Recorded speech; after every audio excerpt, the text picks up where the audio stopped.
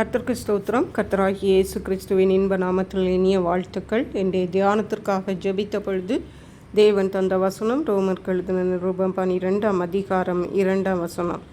நீங்கள் இந்த பிரபஞ்சத்திற்கு ஒத்த வேஷம் தெரியாமல் தேவனுடைய நன்மையும் பிரியமும் பரிபூர்ணமான சித்தம் இன்னதென்று பகுத்தறியத்தக்கதாக உங்கள் மனம் புதிதாகிறதுனால் மறுரூபமாகுங்கள்.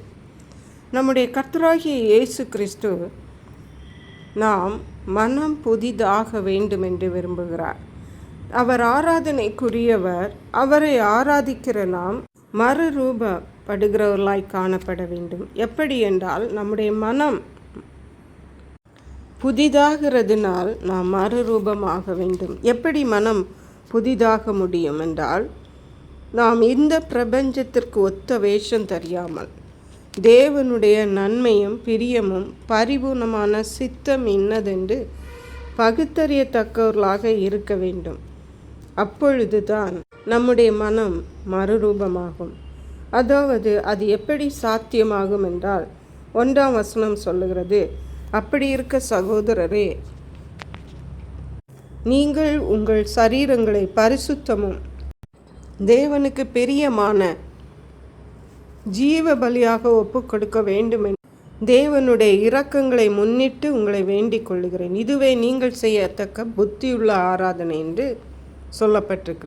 நாம் பரிசுத்தமாக நம்முடைய சரீரங்களை தேவனுக்கு பிரியமான ஜீவ பலியாக ஒப்பு கொடுத்து ஆராதனை செய்யும் பொழுதுதான், ஒப்பு கொடுக்கும் பொழுதுதான் அது புத்தியுள்ள ஆராதனை.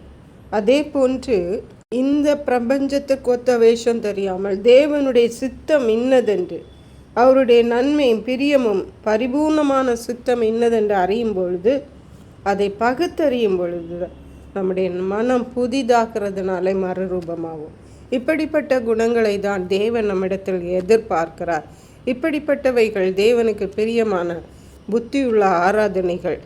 இரண்டாவதாக பார்க்கும்பொழுது அப்போஸ்தலர் நடபடிகள் 16ஆம் அதிகாரம்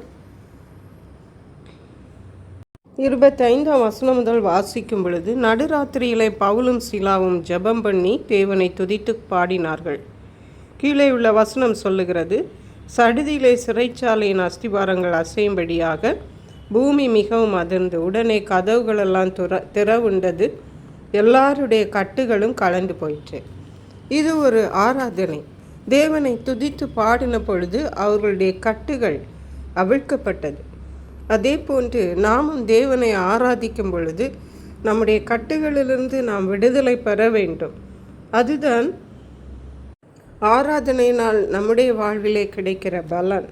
அவைகளை நாம் அனுபவிக்கிறவர்களாய் காணப்பட வேண்டும்.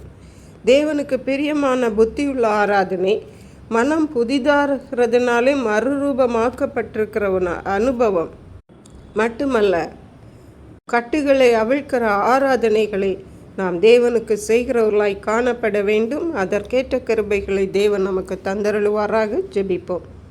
எங்களை கிருபையை நேசித்து பாதுகாத்து வழி நடத்துகிற எங்கள் அன்பின் தகப்பனே, ஆசீர்வதிக்கப்பட்ட இந்த நல்ல நாளுக்காக நன்றி. இந்த நாளிலும் நாங்கள் மனம் புதிதாகிறதுனாலே மறுரூபமாக வேண்டும் என்றும், புத்தியுள்ள ஆராதனை செய்யும் பொழுது எங்கள் மனம் புதிதாகிறதுனாலே மறுரூபமாகவும் என்றும், மேலும் எங்களுடைய ஆராதனைகளின் மூலமாக எங்களுடைய கட்டுகள் அவிழ்க்கப்பட வேண்டும் என்றும் எங்களோடு பேசியிருக்கீங்க. அப்படிப்பட்ட ஆராதனைகளை செய்ய எங்களை பலப்படுத்துவீராக. நன்றி பரிசுத்த ஆவியானவரே. துதி கன மகிமை மக்கை செலுத்துகிறோம். இயேசு கிறிஸ்துவின் இன்ப நாமத்தில் ஜெபிக்கிறோம் எங்கள் அன்புள்ள பரமபிதாவே, ஆமென். இயேசு கிறிஸ்துவின் சுவிசேஷம் ஒவ்வொருவரையும் சென்றடையும்படியாக இந்த செய்தியை உங்கள் நண்பர்களுக்கு அனுப்பி வைக்குமாறு தாழ்மையுடன் கேட்டுக்கொள்ளுகிறேன். கர்த்தர் தாமே உங்கள் அனைவரையும் அபரிதமாய் ஆசீர்வதிப்பாராக.